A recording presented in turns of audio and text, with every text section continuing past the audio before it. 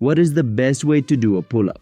In this video, you will learn all about the technique to do this exercise, the best type of grip, how to position the body, what the most common mistakes are, and how all of this influences the muscles worked and your athletic performance.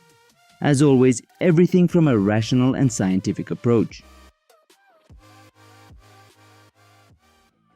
To begin with, the pull-up can be performed with different goals in mind. The two most common goals are hypertrophy and performance. In the first group, we find people whose goal is to increase their muscle mass, mainly in their back and arms. In the second group, we find people whose goal is to improve their performance in a specific area, whether it is to lift the heaviest weight possible, to do the greatest number of reps, to be able to perform a high and explosive pull-up, or even people who aim to perform any specific variations. That is why there are different ways to position the body to find the most efficient technique to reach each of these goals. Two of the most important factors are body position and grip. Let's start with the first one.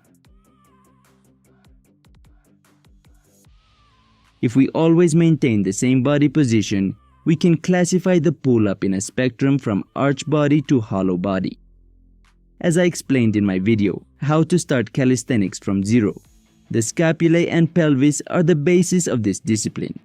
Modifying the position of these two bone structures can significantly change the pull-up and therefore the muscles work. In the arched body pull-up, we keep the scapulae in retraction and the pelvis in an anterior pelvic tilt. This way the spine will hyperextend and therefore there will be a greater activation of the muscles of the posterior chain of the body, such as the rhomboids, the trapezius, the spinal erectors and the hamstrings. On the other hand, in the hollow body pull-up, we keep the scapulae in slight protraction and the pelvis in a posterior pelvic tilt. This way the spine will be in a slightly more neutral position, so there will be a greater activation of the musculature of the anterior body chain, such as the pectoralis major, the abdominal musculature and the quadriceps. When performing the pull-up with the body arched, the shoulders will be more closed. This will make the muscles responsible for pulling, such as the latissimus dorsi and teres major, to have better leverage, making it easier to initiate the movement. Otherwise, in the pull-up with the body in hollow, as the shoulders will be more open, these muscles will have a worse leverage, which makes more difficult to initiate the movement. However, in the arched pull-up, as the body goes up, the lats will shorten too much, so it will not be able to apply force optimally. In fact, at the end of the movement, the shoulder is in a greater hyperextension and the scapula in a greater retraction, so the strength will depend on smaller muscles such as the posterior deltoid and rhomboids. This will make it more difficult to finish the movement while maintaining this position. In the opposite case, in the hollow body pull-up, the lats will not shorten as much and will not lose as much leverage. Plus, there will not be as much strength dependence on the muscles that retract the scapulae, so it will be much easier to maintain the final position with this posture.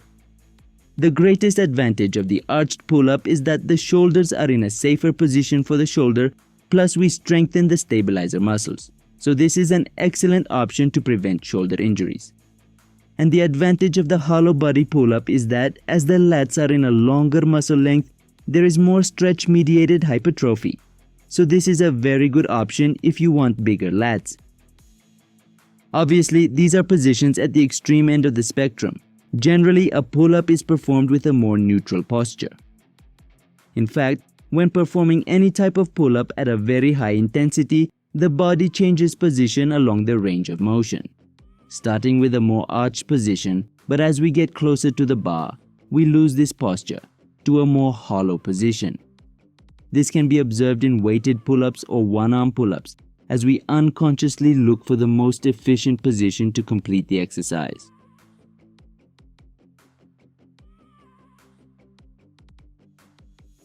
Now let's see how the type of grip affects. There are three types of grip on a bar pull-up: pronated grip with the palms facing forwards, supinated grip with the palms facing backwards, and neutral grip with the palms facing each other. In the pull-up, regardless the type of grip, there will always be an elbow flexion. The muscles in charge of this movement are the biceps brachii, the brachialis, and the brachioradialis.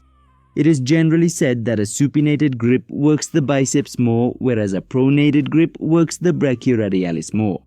Let's see how true this is. On the one hand, the biceps, besides flexing the elbow, is also responsible for supinating the forearm. Therefore, it will have greater leverage when flexing the elbow with the forearm in supination. In addition, with this grip, the external moment arm at the elbow is greater.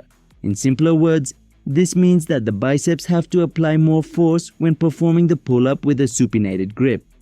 Yet, according to scientific evidence, the type of grip does not significantly influence biceps activation.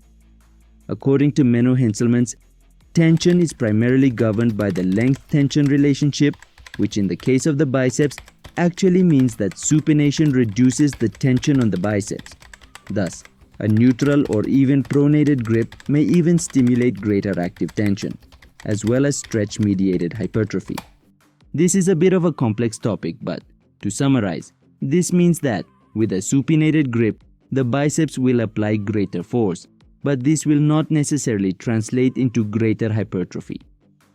If your goal is to have bigger biceps, don't focus too much on the grip. Also, if you want to maximize hypertrophy of the biceps, pull-ups are not enough. You have to perform single joint exercises, such as biceps curls on rings or pelican curls. Regarding the musculature of the back, there isn't much difference between a supinated and pronated pull-up as long as the width of the grip is the same, since the shoulder movement does not change. However, pronated pull-ups are generally performed with a wider grip, so this brings us to the next variable. The width of the grip will influence the type of shoulder movement. With a narrow grip, the movement will be shoulder extension, whereas with a wide grip, the movement will be more shoulder adduction. In both shoulder extension and adduction, the main muscles will always be the latissimus dorsi, the teres major, and the sternocostal head of the pectoralis major. Additionally, with a narrow grip, there is greater involvement of the posterior deltoid and upper lats fibers. Whereas with a wide grip, there is greater involvement of the coracobrachialis and the lower lats fibers. Watch out! An important clarification, this is taking into account that the pull-up is being performed with the body straight in hollow position. When performing the pull-up with a wide grip and the body arched, the movement will change from a shoulder adduction to a slight shoulder horizontal abduction. Therefore, there will be a greater involvement of the posterior deltoid, infraspinatus, teres minor, and the middle fibers of the trapezius. By the way, if you are interested, all these anatomical animations are from the strength training app by Muscle and Motion. In it, you can learn about the anatomy and kinesiology of the human body. You will be able to search through over 1,000 exercises with an anatomical analysis of each one. You can filter them according to the category, muscle group, and equipment you need. You will have access to theoretical videos on anatomy, biomechanics, training methods, among other topics. Also, if you use my code AlexBelt20, you will receive a 20% discount on the app. That said, let's continue with the video. We have already seen the muscular differences in the different types of grip, but taking all this into account, what is the best grip for lifting the heaviest weight possible? The pull-up or the chin-up? The chin-up is slightly more efficient biomechanically. Why? Because the forearm is behind the bar. This makes the shoulder closer to the line of force, so it will be much easier to get the chin over the bar and hold the position. Also, because this grip keeps the shoulder in an external rotation, this position is much more stable. However, this issue is more complex, since this same external rotation stretches the muscles when the body is hanging. If a person does not have good flexibility and mobility in the shoulders, they are more likely to present discomfort in this joint. On the other hand, in the pull-up, the range of motion is slightly shorter. The position is more comfortable for the shoulders when the body is hanging, and the first half of the range of motion is easier than in a chin-up. For all these reasons, in street lifting competitions, some athletes prefer the pull-up. They prefer a faster and more explosive pull-up even though it is more difficult to get the chin over the bar. Clearly, this will depend on the rules of the competition, your goals, your anatomy, and so on.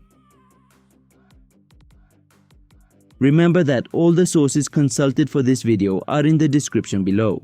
One of them is the book Understanding Calisthenics. This is a very detailed book about street lifting and advanced calisthenics exercises. If you are interested, below in the description, I will leave a link for you to take a look at it. You already know that there are different types of pull-ups for different goals. However, regardless of the type of pull-up you perform, there are mistakes that you must avoid if you want to reduce the risk of injury as much as possible. Regardless of whether you perform an arched or hollow pull-up, you should always keep the shoulder blades in depression. This way you will have better stability in the shoulder. You must prevent the shoulders from rotating inwards. When performing a pull-up, try to keep the forearms in a vertical line, trying to keep the elbows close to the body. This mistake is similar to the one I mentioned in the push-up video. The mistake is not really in having the elbows away from the body, but in having incorrect alignment of the joints, since both the shoulders and wrists will be in a very awkward and unstable position. The pull-up is divided into a concentric or upward phase and an eccentric or downward phase. When performing the pull-ups, try to control the eccentric phase, avoiding falling too roughly, otherwise you will damage your joints, tendons, and ligaments. When performing the exercise, always try to maintain symmetry in your body. It is normal for one side of your body to have more strength than the other, but this does not mean that your body tends to move more to one side than the other. If this happens to you, it is probably because you do not have good proprioception and you do not yet have the necessary strength. In that case, do an easier progression where you have more body control. Performing a pull-up with a too wide grip is not a mistake in itself. The mistake is in believing that by doing it this way, you are going to target your lats more. A too wide grip will only make the range of motion shorter and can even cause discomfort and pain in the shoulders. Again, make sure that the forearms remain in a vertical line in the wide grip. This is not really a mistake but a clarification. It is usually said that performing pull-ups with a short range of motion is a mistake, but as always this will depend on the context. Each person has a sticky point. In the pull-ups, this is commonly presented in the final range of the exercise. So doing pull-ups working only this range can help to strengthen and avoid a plateau. Or if in your case it is the other way around, working the initial range can help you. In addition, according to the evidence so far, it has been observed that working the range of the exercise where the muscle is more stretched has given better results for muscle hypertrophy than the range where it is more shortened. This means that if you reach failure in the pull-up, it may be beneficial to continue the set with long length partials. So, to sum up, how should you do the pull-up? After watching this video, you are already able to answer this question according to your goals. In case you are a beginner and you are just starting to train this exercise, don't make your life harder, just don't go to extremes. Place your body in a neutral position. Do the pull-up with a neutral grip. In case you can't, just use the grip you find more comfortable and make it shoulder width or slightly wider. This video was made with ElevenLabs Artificial Intelligence. You can find the link to the original video in the description, along with another link to the ElevenLabs website if you want to learn more about it.